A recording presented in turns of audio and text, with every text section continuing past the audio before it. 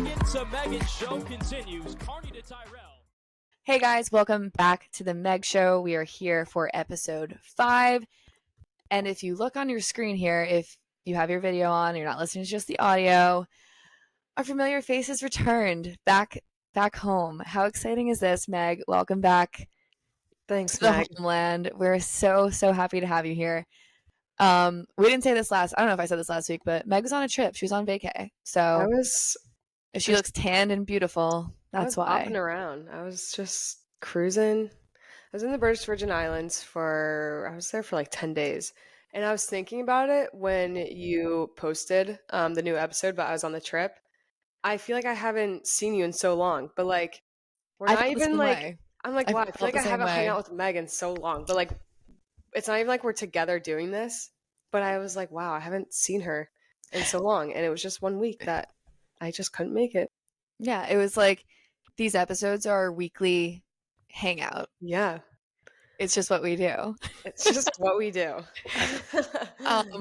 But Meg's back. We are set for the foreseeable future.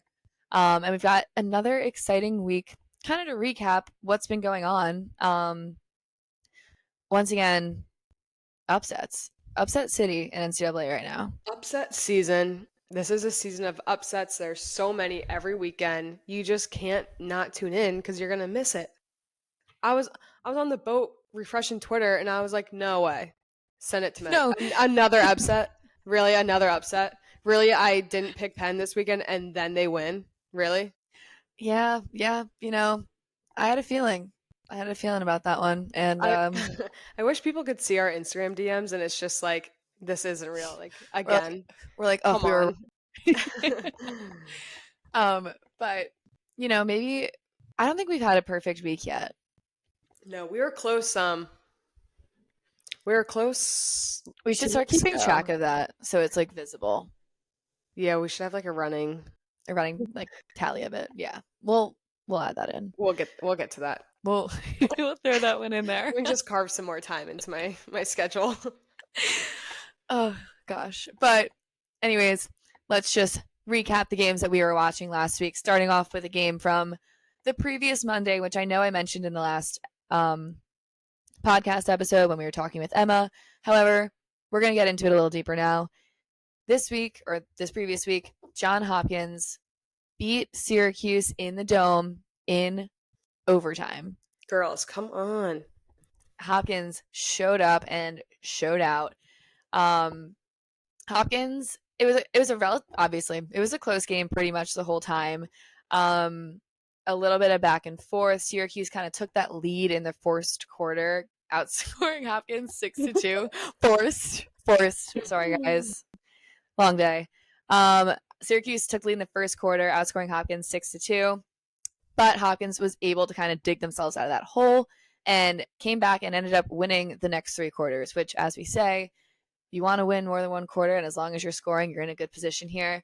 And then the overtime goal was scored 70 seconds into overtime. So it wasn't even like we were in overtime for a full shot clock here. You get 90 seconds on that thing. Only 90. That was scored by MK, the Scalt. Congratulations. That's got to feel good. Hopkins, Ava Angelo, familiar name, 6 goals in this game. And Ashley Mackin, another familiar name that we've spoken about, 4 goals. That's Congratulations insane. to her. She's putting up. Her and Ava are having fantastic seasons for this Hopkins team, leading the way on this offense. And then there were a few more goals, or girls with 1 more goal. And then for Syracuse, familiar names, Caroline Trinkus had 3 goals. Emma Munchnick had 2. Alexa Volgman had 2. Lena Cotter had 2. She had that overtime win goal previously. And then a few other players with 1 point as well. And for Hopkins, they've got 3 overtime wins this season, which is the most in program history so far in single season, which that might be a telltale sign here for teams that are playing against Hopkins. Do not let Hopkins take you to overtime. If you are in a position where you are in the lead, do not let Hopkins take you to overtime. They're doing pretty well there. Next game we had a huge upset. Might be the biggest one yet. this I would season. say the same. Yeah, I couldn't believe it.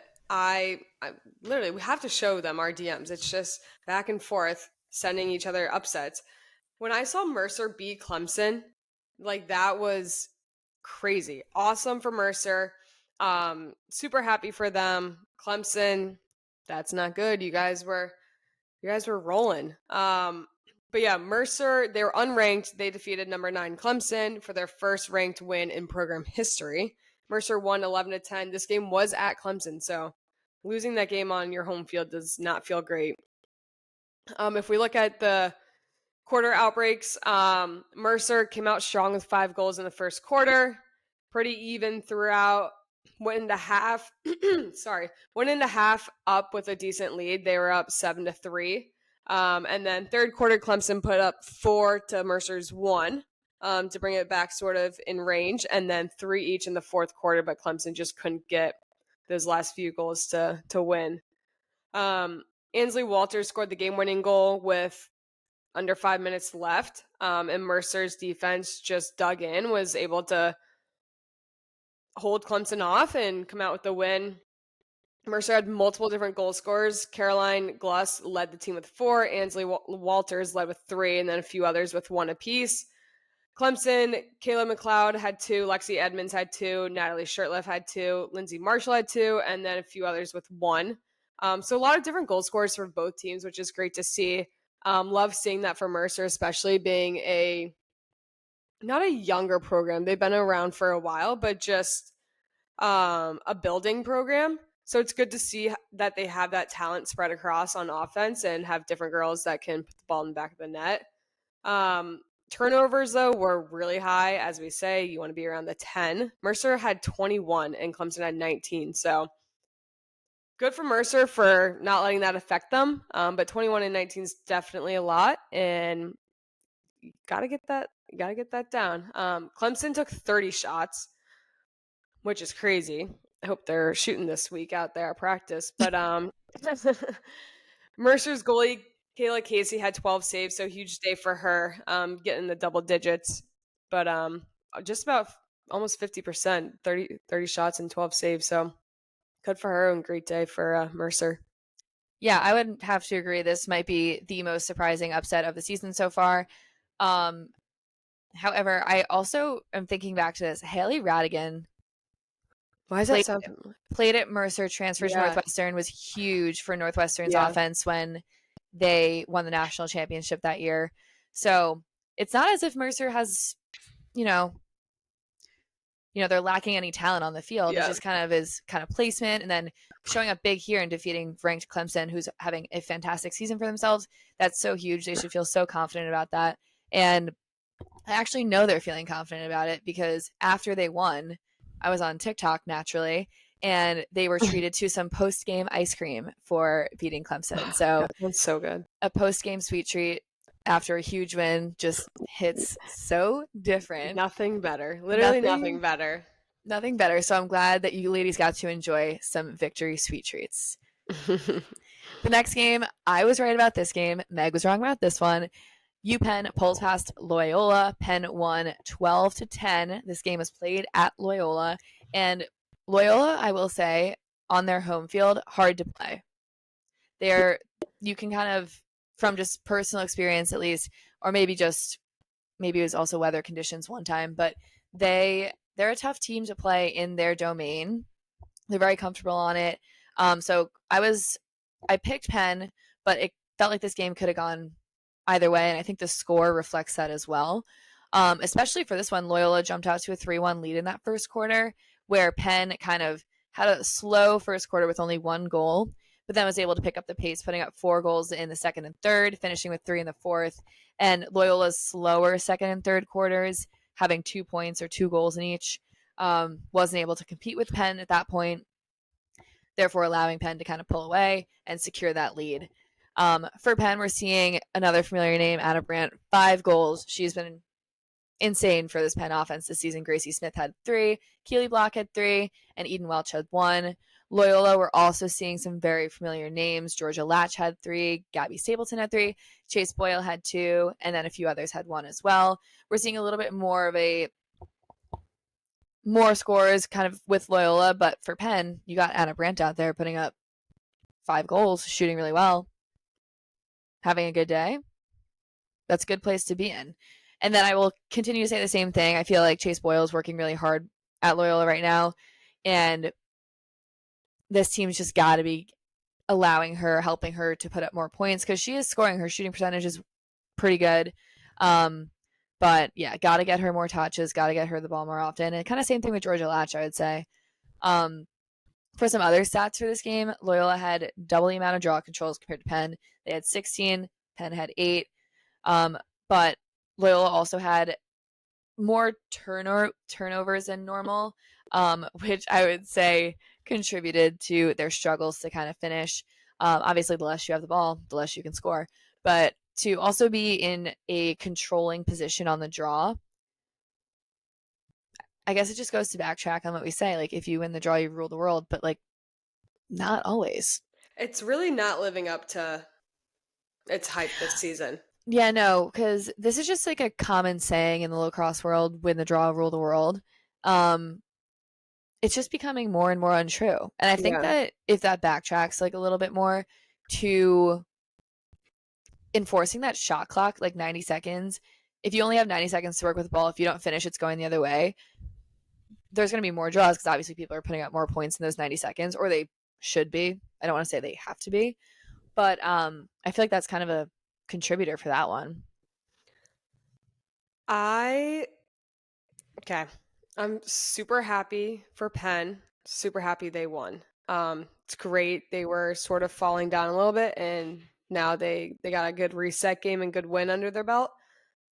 But I am very upset that I have voted for them the last 2 weeks, and now I decide to not vote for them because I should have stuck with them.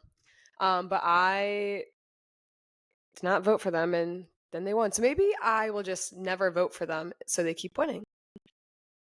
Yeah, that's a way to think about it for sure. Do we curse teams? Don't even say that. Are we jinxing them? No. No way. I like Loyola's field. I think it's quite cozy. Wasn't it really cold though one time when we played there? Meg, I was literally going to say the last time that we played at Loyola, it wasn't even like early in the season, I don't think, but it was top 4 coldest games, top 5 coldest games I think I've ever played in my entire life.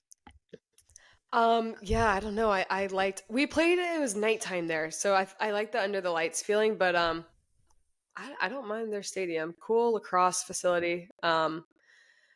But yeah, it was really, really cold when we played there, now that I'm thinking about it.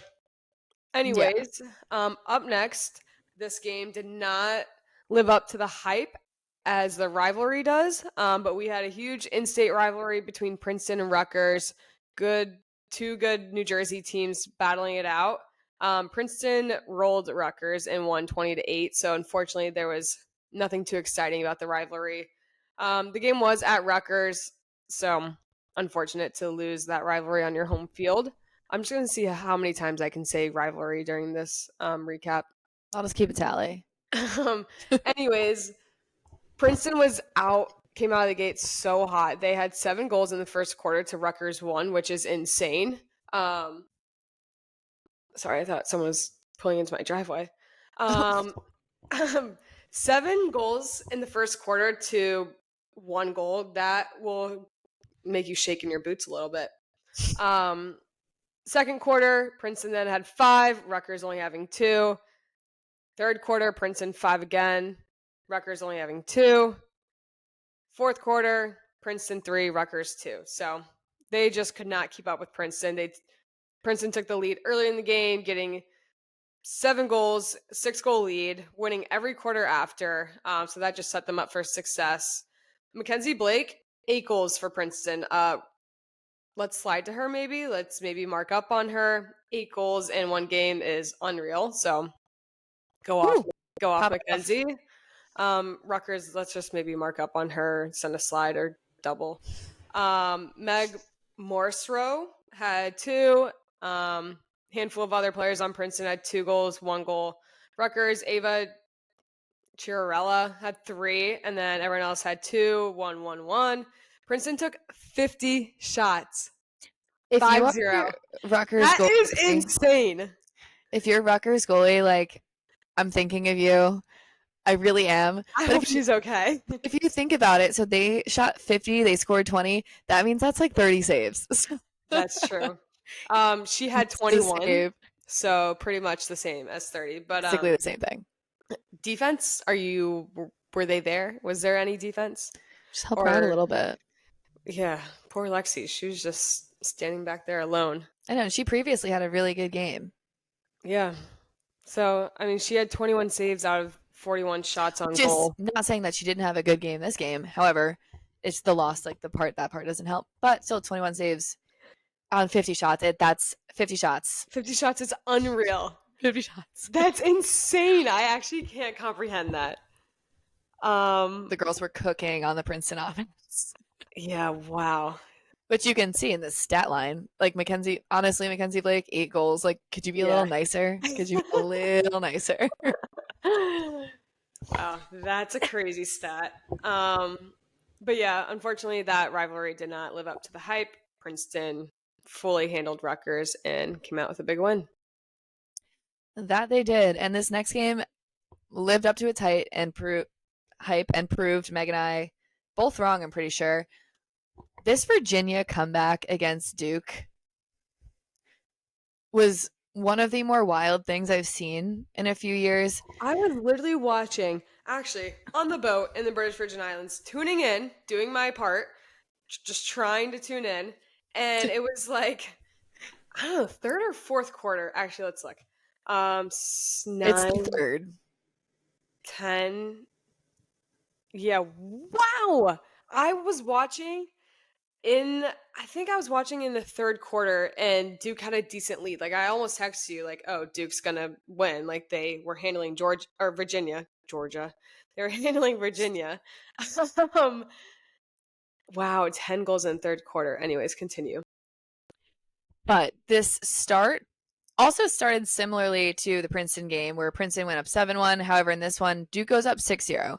And going in a first quarter hole like that is obviously not a great thing. But I think also just because it's in that first quarter, it's a point of like a mental toughness point almost, where it's like, okay, I still have 3 more quarters to play. I'm not down. I'm not out just because it's the first quarter. Like, there's so much lacrosse left.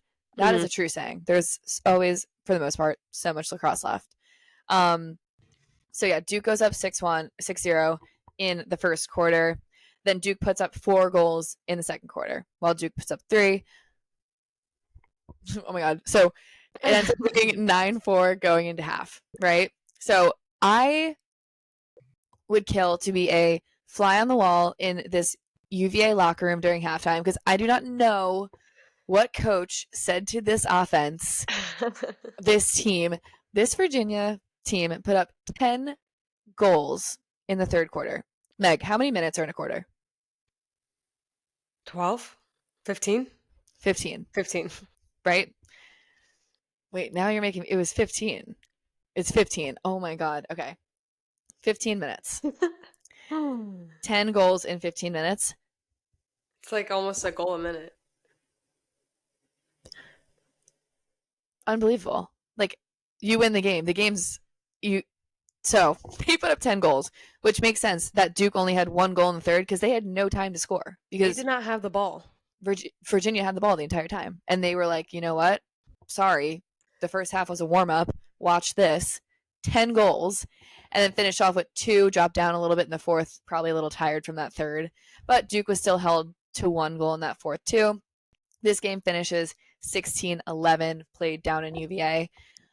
I'm just flabbergasted by a 10-goal third quarter. Like, I was trying to think of the most goals that we've maybe ever put up in a quarter, and the only thing I could think of was when Duke actually, so maybe this is a little bit innocent, we played Duke in the Dome, and we went down 8-0. Wait, yeah. I think it was the first, it might have been halves at that time still, or maybe it was quarters, I can't remember. Oh. But we went down 8 goals, and we were like, dang. we Damn. we gotta do something. We have to do something. We have to score. We have to put the ball in the back of the net. And we were able to kind of climb ourselves out of that hole. But like I was saying, that's such a tough. It's a grind to get out of the hole, especially when you dig yourself a little deep. And then putting up no points in that first quarter didn't even affect Virginia. So yeah, if anyone on UVA listens to this, or if a coaching member does, and you want to let us know, I need what the inside was scoop. said, I need to know. But as far as stats go, we got Jenna DiNardo had 4 goals, 4 assists, pop off. Katie Gallick had 4. Abby Manalang had 4. Addie Foster had 3. And then Gabby had 1 point. Madison Alemo, she was face guarded, which is no surprise to me. She can shoot, she can feed. She's very dangerous on that offense. And like I was saying, she can feed. She was still able to help. She had 6 assists, which that's a great day. That's awesome. And then for Duke, we had a few other they had a few goal scorers this time, but Callie Hem had 4 points. Reese Woodworth had 2. Carrie Neese had 2, and then a few others had 1 point as well. Shout out to UVA. You guys really, really dug in the second half and were able to pull out this win. And a 5-goal win after coming back from a 6-0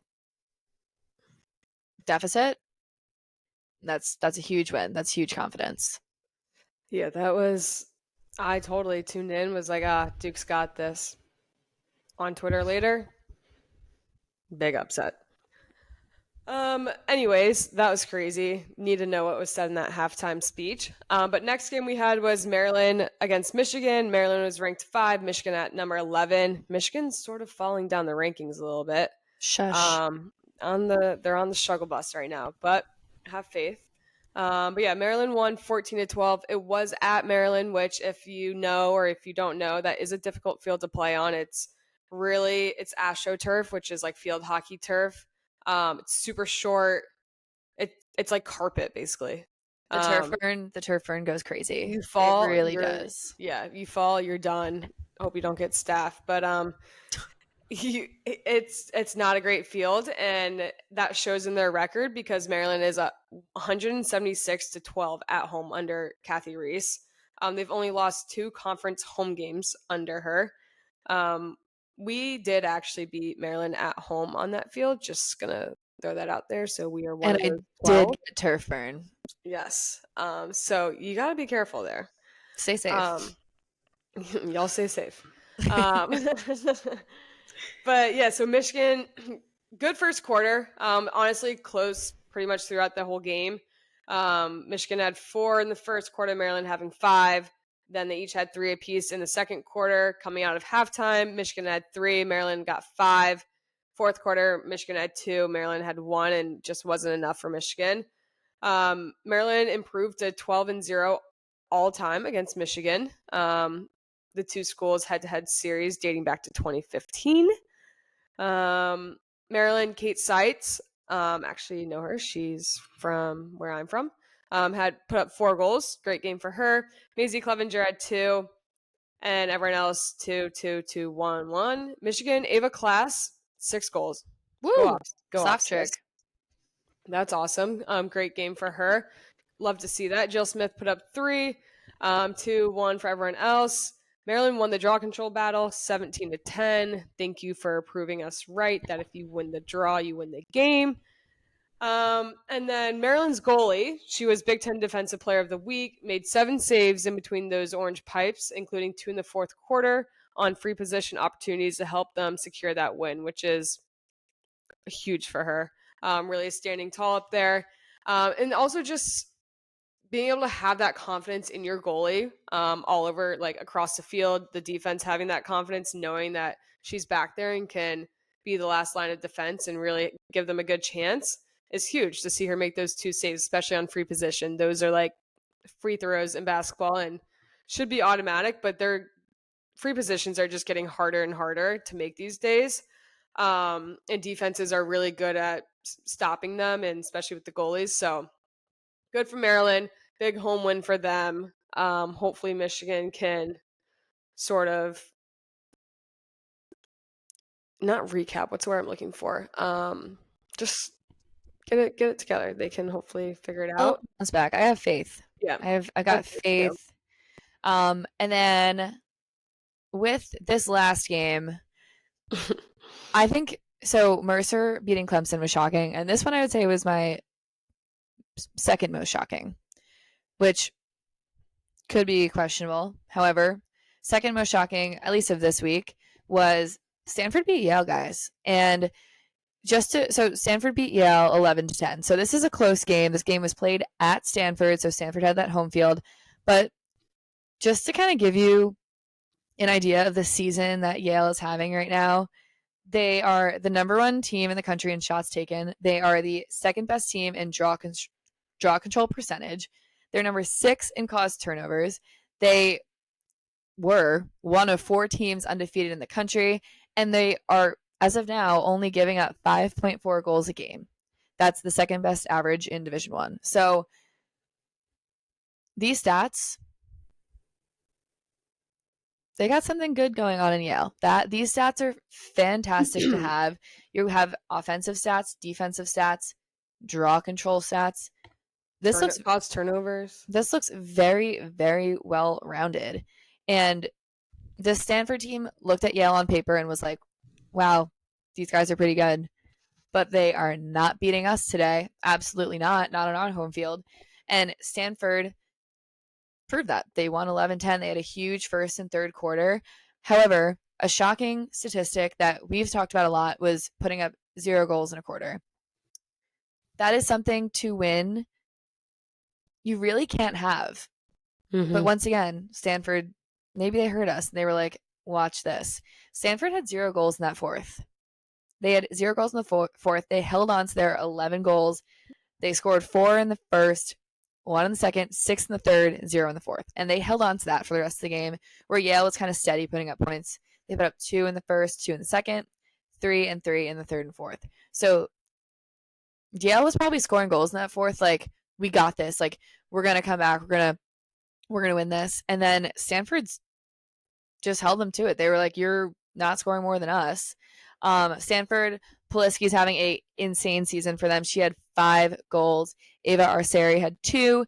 A couple other players had 1, really showing out kind of a more balanced offense, where Yale also had a balanced offense, though. They have Sky Carasquillo. She had 5 goals. Fallon Vaughn, she had 2 goals, 3 assists. Taylor Lane had 2 goals and 3 assists. And then another player had 1 point. So we're seeing balanced offense here. Kind of hard to mark that, obviously. But Stanford was able to pull away. They were able to put up more points. Stanford's goalie was huge. She had 15 saves on Yale's 25 shots, which crazy save percentage. That's really, really good. And then another thing that hurt Yale had 6 yellow cards. Stanford only had 3. So 6 cards. It's tough to work with. It's not easy to win with that many yellow cards. And we kind of saw that today. And with that, Stanford also snapped Yale's 7-game win streak, which you hate to see leave, but losing early on or when we're in the midseason, I'll take it for now. Yeah. Crazy game. Love seeing Stanford I love seeing that both Stanford and Yale are doing well. It's very exciting. It's good to just mix up the typical teams that are usually in the mix. West Coast lacks. It's really interesting, though, to sort of try and compare them. Well, Stanford is now an ACC school, but historically, like, they're a Pac-12 team. They're a Pac-12. They play in the Pac-12 conference, so like this is new. Yale being Ivy, like, where does Ivy really line up to the ACC conference? So it's really interesting seeing those two teams battle and then seeing Stanford go and play other ACC schools. I mean, obviously they took Syracuse to, triple overtime? Was it? In the Dome? Yeah. Deep into OT. Yeah. Deep. So, like, they can hang with the ACC teams, but it'll be interesting. They play BC coming up this weekend, right? Yeah, they play Saturday or Sunday at 4 p.m. I think it might be that'll be Sunday, though. Interesting. But then you have Clemson, who was hot and rolling and doing great, but then they get smoked by UNC, and it's very, very interesting season. Speaking of UNC Clemson. Yeah, the Humphrey sisters put up 15 points in the game against Clemson. There's 3 of them out there. That's a lot. So watch out And for the Humphrey sisters. They're feeding each other. They're going to goal by themselves. They're here. They're there. They're everywhere. So, quote Ted Lasso if you watch the show. But that's so huge. I think that's a real. I've been saying this. I think that UNC offense is really dangerous.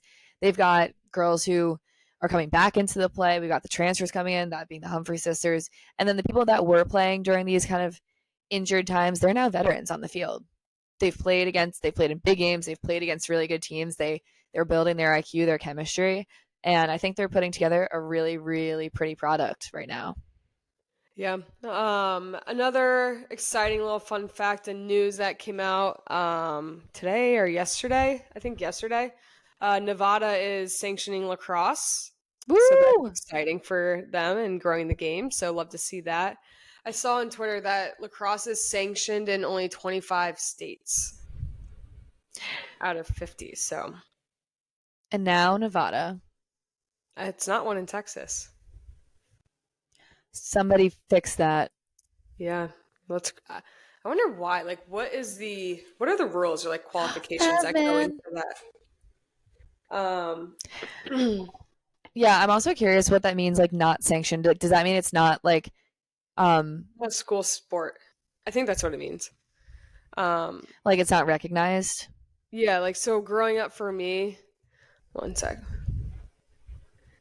Growing up for me, in high school, like it wasn't a school sport. It was for some of the private schools, I think, but not like the public schools.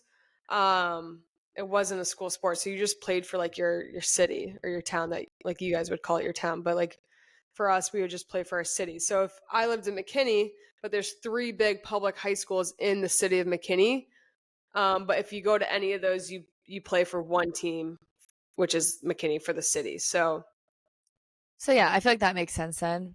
That's cool. So if you're in Nevada and you want to play lax, this is a prime opportunity to do it.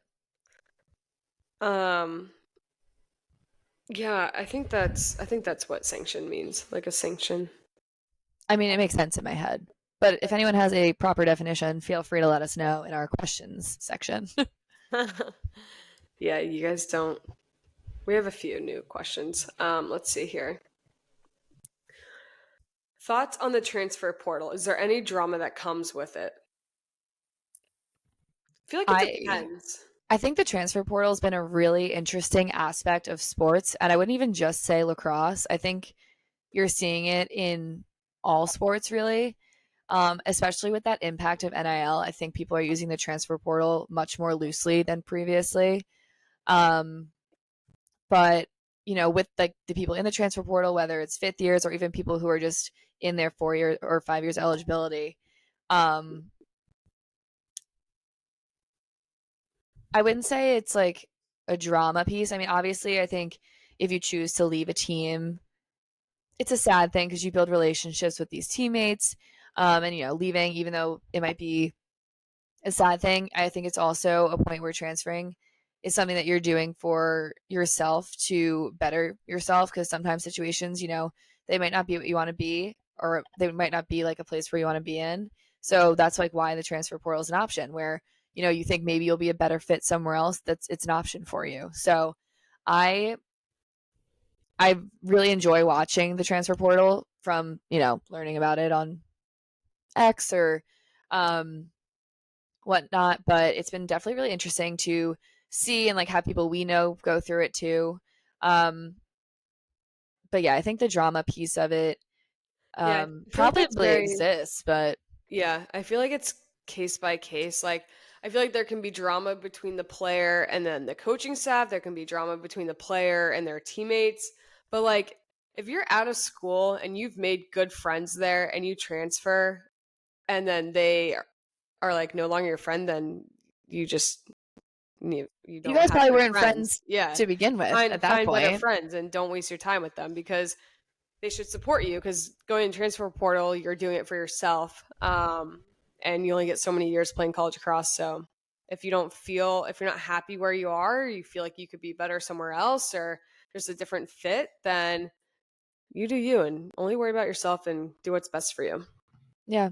Or even like with schooling too, people use the transfer portal because, maybe they want to be in a specific position in life. And maybe it's like this school has this program that'll help me get into, I don't know, vet school, or like looks better for medical school or something like that, or business, even whatever it is. There's like a ton of different reasons that you can go in the transfer portal. But yeah, it's definitely been interesting to kind of watch unravel over the past few years, especially. Yeah. I mean, especially for Ivies too. Like if they redshirt, then they can't take another year at their school. They only get 4 years, right? Yeah, no. So Ivies, you get 4 years and then you're done. So definitely seeing these Ivies make big moves. Like, I know Northwestern got some Penn girls. I think Nikki Miles, she's doing pretty well over there. And then we got our friend and roommate Tessa. She came from Harvard. Yeah. So yeah, definitely fun to watch to see where they kind of head afterwards. Anyways, the rankings, best part of the week. Best part of the week. Let's see what they've come up with. I love opening up my social medias and seeing these different rankings that we get to pick apart a bit. And I disagree with Maryland at 5. I was just going to say the same thing. I think they're building really good momentum. I will say that. But do I think they're 5? No. However, I'd put Yale there. I think I'd put Maryland at 6 though. I agree. I think Yale should be above Maryland. Yeah. So just to give some context for those who might not know, right now we've got BC ranked at 1, UNC ranked at 2, Northwestern at 3, Stanford at 4, Maryland at 5, Yale at 6, Cuse at 7, JMU at 8, Florida at 9, and Hopkins at 10. I think you switch Maryland, Yale. I can keep Stanford at 4 for now, even though. Yeah. Yeah, you can keep them there. I'd flop Florida JMU. I agree. I was going to say that too. I'd flop those two. I think Hopkins is fine at 10. Yeah, I would agree. And if we move down the list, what we're looking at is Princeton at 11, UVA at 12, Duke at 13, Michigan at 14, Penn at 15. I'd switch Princeton and Virginia. Yeah, I think. I agree. So I'd put Virginia at 11 and Princeton at 12. I think the others are good. Loyola's at 16, Ohio State is at 17, Clemson's at 18, Denver's at 19, and Rutgers is at 20. Ohio State, okay, Rutgers I don't think should be at 20.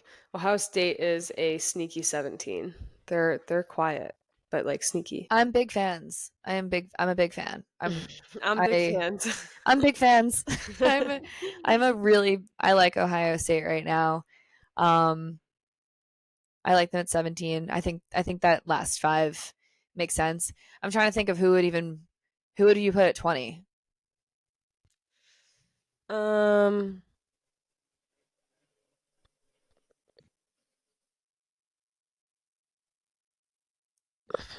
Well, Stony, I guess we'll talk about that in like literally a second.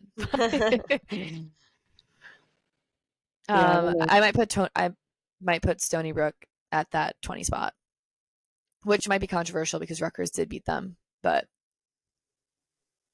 yeah. Do you know who runs Lacrosse Extras? No. Do you? No, I wish I did. I think it's like probably someone we know. Like, I feel like it's common knowledge who runs it, and I just don't know who runs it. But I like seeing their rankings. That's who I would put, and there's Notre Dame. Okay. Wow, their rankings are crazy town. They have, wow, what the heck?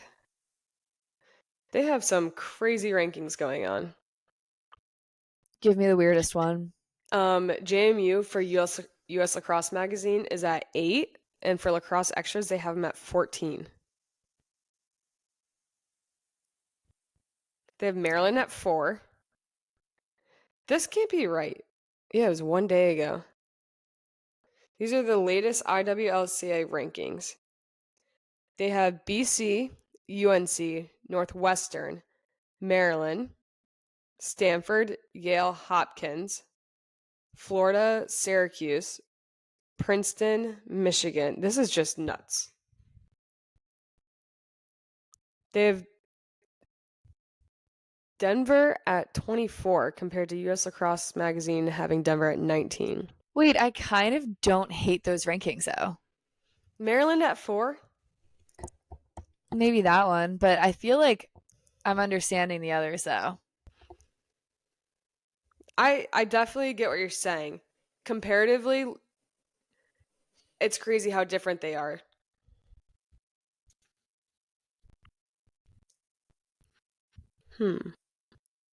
Everyone's got opinions, and we're just another opinion. We really should do our rankings. Our own. Yeah. Okay. So watch out, guys, because we're gonna post ours on Wednesdays. No, our new episode's on Wednesdays. We're gonna post ours on Tuesday, so we can see everyone else's first. That feels like cheating. So we're gonna look at everybody else's, judge theirs, and then give you ours, so you can get the real rankings. Not that it matters for anything of their season. What we say does not matter at the end of the season. So please keep that in mind as well. Wherever the teams rank at the end of the season for us does not count anything towards what the seeding will be.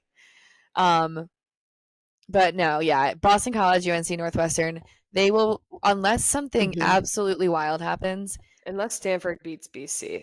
Yes. So, I mean, you never know. You never know. Anybody can beat anybody on any given day for the most part.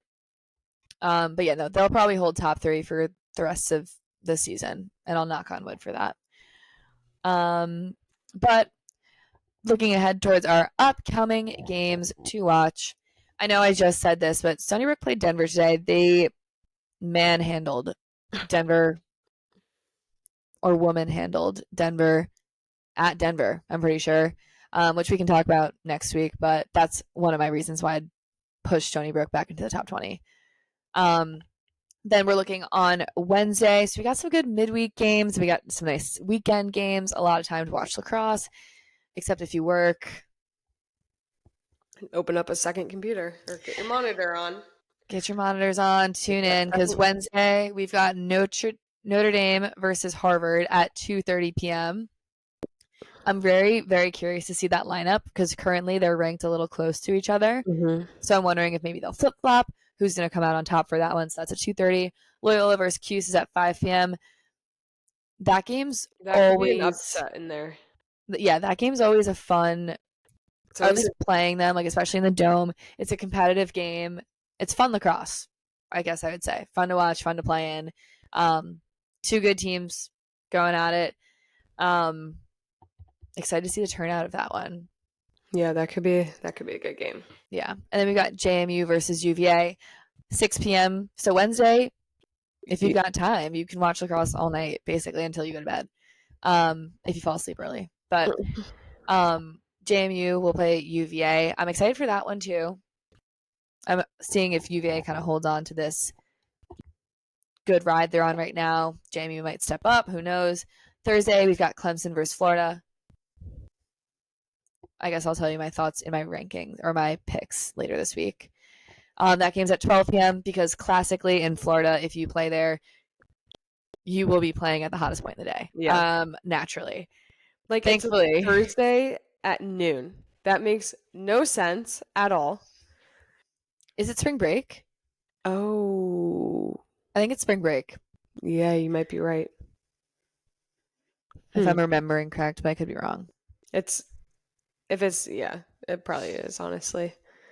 But yeah, we were fortunate enough when we played at Florida, we played at 7 p.m. And it was still so hot.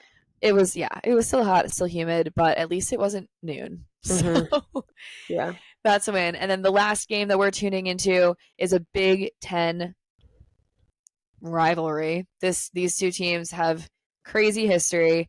This game is Saturday at 2 p.m. We've got Northwestern versus Maryland. Top 5 matchup. Gotta love it. You gotta love it. It's on the Big Ten, so make sure you sign up. No one's watching. Make sure you sign up or hang out with somebody who has a Big Ten subscription. Yeah, another great lineup of games coming at you this week. We'll let you know who we're picking. Maybe we'll get a guest picker in there. Ooh. And then we will get you your rankings, and trust in no bias.